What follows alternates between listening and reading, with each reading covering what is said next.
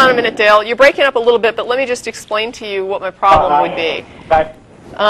Let's say that Jesus was born from a virgin, that we were able to test Mary's, body and say, wow, she had never had sex, and there was no in vitro, and yet she had this child. And then later he's killed, he's executed, and we confirm that he was executed and killed. And then 3 days later, he's alive again, and we confirm he's alive again. That doesn't demonstrate a God exists, even if all of that is completely true. And what's more important is that your assertion... How does it demonstrate a God exists, Dale? How does that have anything to do with a God? You haven't demonstrated God had any hand in any of that. When Jesus was born, it was a miracle, and basically miracles have been proved.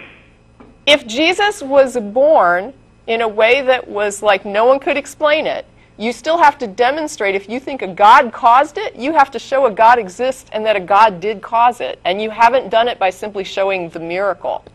Even if there was a miracle birth, you haven't demonstrated a cause. That's why the Bible doesn't demonstrate God.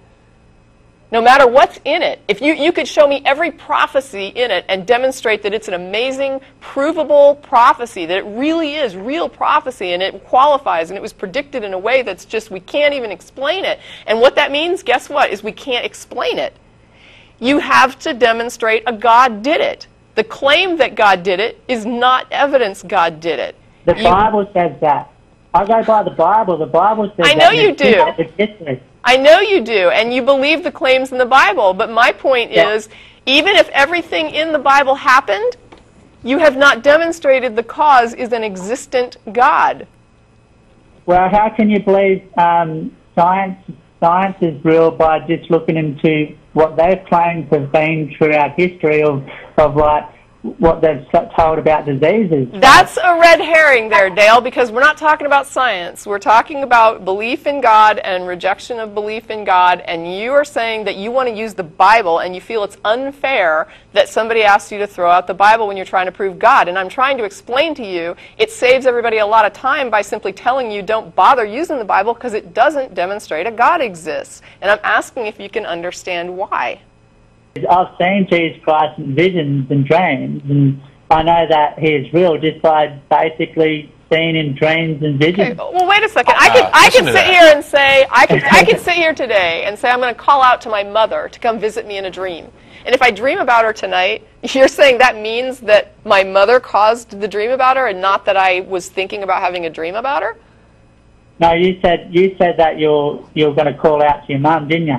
I said if I did say, like, Mom, come to me tonight in a dream, and then tonight, after I suggest that to myself, I have a dream about my mom, you're saying that there's some sort of miracle there where my mother caused me to dream about her and not just that I invoked that dream myself by suggesting it? Are you trying to suggest, well, basically, what I'm trying to say is basically God is supernatural, he's a spirit, and... A dream doesn't prove that, though. Sorry? See, a dream doesn't prove that, though. Here's the thing. Here's the thing, Dale. Why do so many people say follow your dreams for? Wow. Okay, first of all, equivocation. You said a whole bunch of little things that I really wanted to hit on and couldn't. One of them was the how do you explain that, which, by the way, is a fallacy called argument from ignorance. When you were talking about near-death experiences, your basic argument is that people have these experiences, and if we can't offer some alternative explanation, then clearly they actually did die and go to heaven and all the stories are real. That is a fallacy. It's simply not true. The other thing is that near-death experiences are one of those things that have entered the cultural mindset, so it's not really that unlikely that people would have them. But people tend to have near-death experiences and visions and things that mesh with the religious beliefs and religious imagery that they already have. Not in every case, but in most of them. And so you would be simultaneously arguing that Protestantism and Catholicism and all these various ideas with differing soteriological positions would actually be true. But moreover, what Tracie's talking about is she was like, you're claiming that because you called out to a God, and I was dumbfounded, and I apologize when you said I believe it because I had dreams, and now you're saying, well, why do people say trust your dreams or go with your dreams or whatever?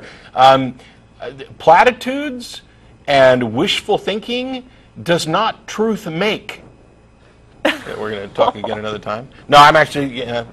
maybe we'll get further instead of kind of going back. Because I can't believe we got through so many different things, and then right there again, another argument for causation, causation, causation. Yeah.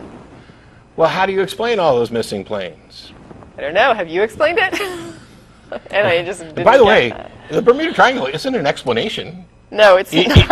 All the stories about it is just a big mystery. Yeah. It's not like that, you know. Again, if it's all true, we still don't know. We still don't have a cause. So.